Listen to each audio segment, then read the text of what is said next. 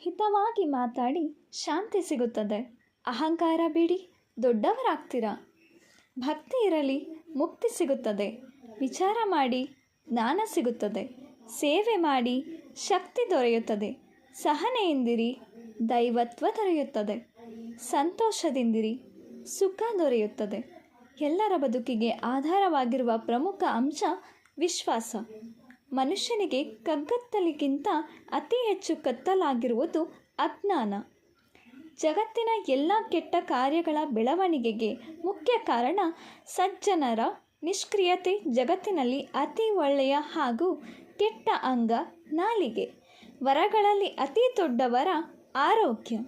ದೊಡ್ಡ ಶ್ರೀಮಂತಿಕೆ, ಸಂತೃಪ್ತಿ. ಜಗತ್ತಿನಲ್ಲಿ ತುಂಬ ಕಷ್ಟಕರ ಹಾಗೂ ಸುಲಭವಾದ ಕ್ರಿಯೆ ಮೌನ.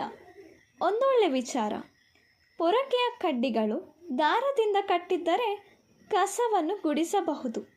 ಅದೇ ಕಡ್ಡಿಗಳೇ ಉದುರಿದರೆ ಅವೇ ಕಸವಾಗುವುದು. ಆದ್ದರಿಂದ ನಾವು ಬಿಡಿಯಾಗಿ ಬೀಳದೆ ಸಂಬಂಧ ದಾರದಿಂದ ಒಂದಾಗೋಣ ಅಲ್ವಾ? ಹರೇ ಕೃಷ್ಣ.